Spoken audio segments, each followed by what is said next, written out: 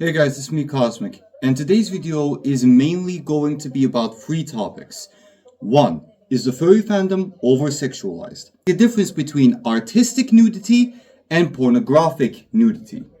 Now, as I said before, we will begin by discussing the difference between artistic nudity and straight up pornography, because a lot of you do confuse these two together a lot. Nudity in art has been an accepted subject since ancient times, and although pornography is just as ancient as these works of art, I do have a video where I do talk about this. The most significant developments in pornography, however, has been developed in later years and not in those ancient times.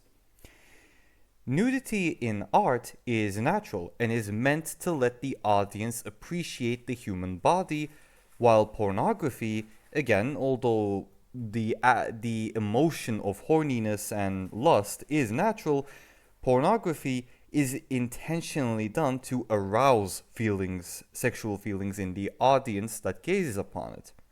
That is why it's pornography and not artistic nudity.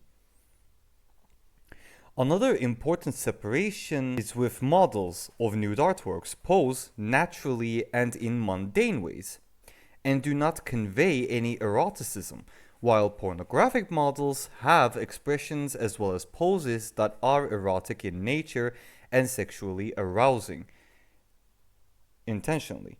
Nudity has been a favorite subject in paintings and sculptures for centuries now, and photography as well. The practice probably started with the depictions of gods and goddesses in ancient paintings as well as statues, sculpting essentially. Since they were deities, they wore none or very little clothes, and it was but natural to paint them as such. And later on, statues of just important people such as emperors or even just regular ass random people started to become just as popular. Not as popular as depicting gods and goddesses, but still fairly popular. The main reason for this is because it is an appreciation of the human form and its varying forms. It is a very common and natural thing that we all engage in to varying levels. For example, have you ever had a moment where you thought, oh hey, that guy/girl over there has a very nice looking face or a very nice looking body. I would like to imitate that and make my own body look like that. Well, that is an appreciation of the human form as well as aspects of the human form. It's recognizing and appreciating the beauty within a human body. Which brings me to the furry fandom related part of this discussion. In furry art, if the furry OC in question is not in a sexual pose, but they are in a nude form, then this is essentially the appreciation, recognition of the beauty in the humanoid form. Because remember, furry OCs are anthropomorphic animals which are human-like animals. They are not animal enough for it to be considered feral, which is fucking disgusting, but they aren't exactly so human that it's just a human. You know, it's a bit hard to describe for me because I'm not great at communication with others, but hey, you get what I mean by that. At least I hope you do. It is the appreciation of the humanoid form, as well as recognition of it. Which also applies to fursuits, just like statues and paintings are different but basically the same thing. If a fursuit has chest bumps, which are essentially, boobs, and or an artificial bulge, but it does not have the thing, if you get what I mean, it doesn't have the thing, it just has a bulge. Again, it's not exactly a bad thing. The individual wearing it isn't posing in a suggestive manner. Then it is not lewd. It's just artistic depictions and appreciation of the human equivalent form or the human form of the OC. The only exception is if, again, they have that very specific part in that bulge, or they have that very specific round part in the chest bumps. The suit in question, the only exception is if the suit in question is a mersuit. I do have a video explaining the difference between a fursuit and a mersuit if you are interested. And now we get to yiff. Now, if you don't know what yiff is, you see, my unenlightened viewer, yiff, also known as yiffing, is the act of fucking. That's it, it's just furry porn. Now, within the fandom, yiff is a fairly controversial thing for obvious reasons. You have those that are fine with it, like me. You have coomers that are so addicted to it that they defend it like their lives depend on it. And then you have those that are bordering on puritanism when it comes to this topic. Which, when it comes to yiff, if it's just classic anthro yiff, I mean, it may be a little bit weird to others, but it's completely fine as far as I'm concerned. However, the exception is if it's feral yiff or cub art. Those two are, well, I mean, feral is pretty much in the name. Feral. Way too much of an animal. There's not enough human mixture in there.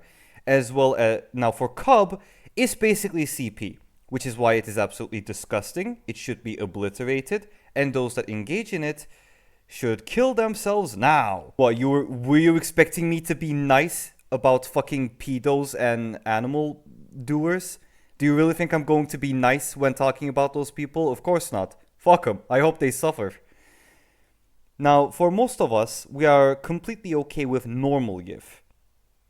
Now, of course, when I said normal yiff, immediately it's like, yiff? Normal? Question mark? But listen, the point is, if it's a yiff that does not have cub in it, or it does not have feral in it, then, you know, as far as I'm concerned, it's completely fine.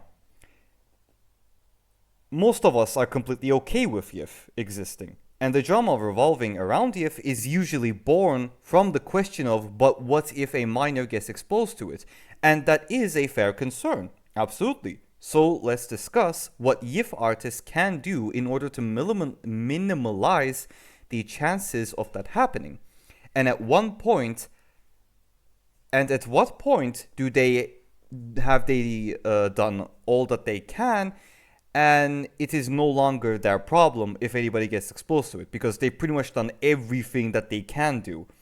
And at that point, the blame goes to the parents of the minor and not the minor itself. Let's not be like that, okay? We were all minors at one point that went to that funny little website that asked, are you 18 or older? If not, you cannot enter this website. Are you 18 or older?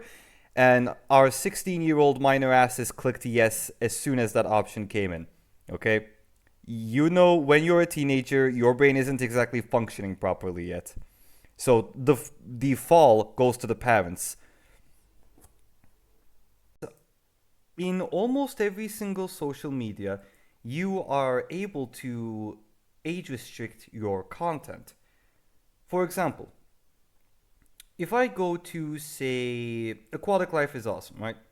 And let's say I want this video to only be viewable to individuals whom are 18 years old or older than 18. And basically, I don't want minors to see. Well, I can always click one of these. For example, it's Kapa, which you all know, but it's going to be in Turkish. But basically, we clicked here, no, it is not meant for kids. And this one means, yes, it is meant for kids. That's basically what this means. And in every single one of my videos, I go with, no, it's not meant for kids, because, well, it's not. And if you pick the option of, no, it's not meant for kids, that is step 1. And step 2 is, for example, if I go on Twitter and I go to something that is NSFW, it will have the option of show image. If I click that, then it will show me the NSFW. But if I don't click it, it's going to be so blurred that you can't actually see if it's NSFW or not, which is how that works. And after doing this, the third option you can do is make a separate account that is NSFW, and the original account will only be SFW. Now, I don't know if you can do the same thing on Instagram. I have no idea. But most social medias do have options like this. If you have done all of these, then you've done your part. The rest is unfortunate circumstances. If you are able to do something extra in order to make it even less likely for a minor to see it, then obviously go ahead and do it. But otherwise, you have done everything you can. And at that point, the parents of said minor need to start, being actual parents and take a moment to see if their kids are looking at things that they are a bit too young to be looking at. Now, there is a statement commonly seen on, for example, Twitter. Now, we already know Twitter. I don't even need to explain to you why Twitter is complete garbage. Wow, the sky is blue, the grass is green, the sea has fish in it. Oh my god, I never knew that. Now, we already know that, but there is this claim that the furry fandom, since the very beginning, has been particularly sexual, which is completely false. Listen, I'm a veteran myself when it comes to the furry fandom. I've been in this fandom for the last 10 years. I'm not a grey muzzle, I'm not that old, but I have been around for long enough to basically see the early 2000s within the furry fandom. And the furry fandom the furry fandom, since day one, has had 3 separate branches. Basically, think of it as a tree, right? The trunk is the furry fandom itself. And there are 3 separate branches in this tree. One of them is the social aspect. People, especially neurodivergent individuals, coming together within the furry fandom and becoming social. The social aspect of it. The second branch is the creative aspect of it. The creative aspect, people that are creating OCs, people that are writing fictional stories, people that are simply drawing, people that engage in digital art, traditional art, sculpting, making plushies, making fursuits, making pins. The creative aspect of it. And the third aspect, yes, that was the sexual aspect. However, the furry fandom has never been this 100% sexual thing. No, that is completely false. The furry fandom has had a sexual aspect to it since day one, that is true, but it has had a creative and a social side as well. However, the one thing that I do agree is that in our current day, a unnecessary amount of over-sexualization within the furry fandom is taking place. However, if you go on Twitter, you already know that not everybody is completely fine and agreeing with this. A lot of us are voicing concerns about this. And unfortunately, the over-sexualization aspect of it does have a part to play with the double-edged sword of the furry fandom, which is the acceptance of it. Now, this topic, I was going to talk more about this topic, however, the rest of this is going to be for a separate video. And of course, social media is the main location where the furry fandom gets over-sexualized a lot, which is for obvious reasons, Sex sells. It is very obvious why they do it.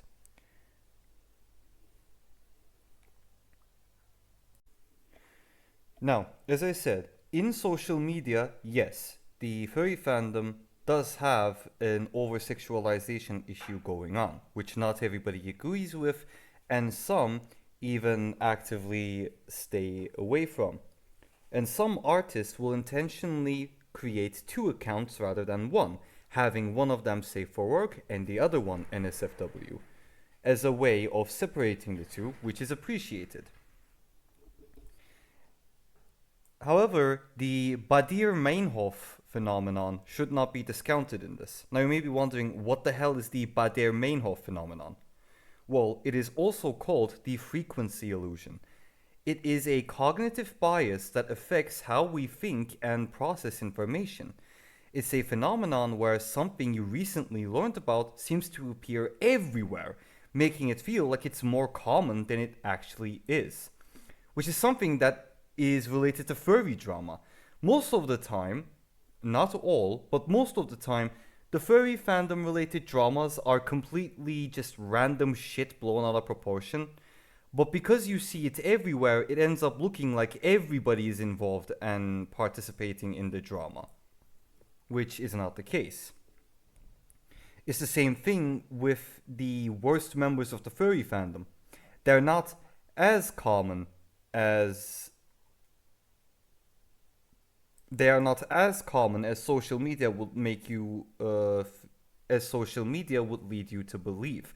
But because when you see their name plastered everywhere on YouTube, Twitter, Instagram, TikTok, and on and on and on, the Baader-Meinhof phenomenon ends up starting to take hold. However, as long as you consciously and cognitively do be reasonable about this, take a moment to think, wait, is this just me being biased? Is this the frequency illusion effect? Or is it really that bad? Make sure to ask yourself this question as well as think about it a bit.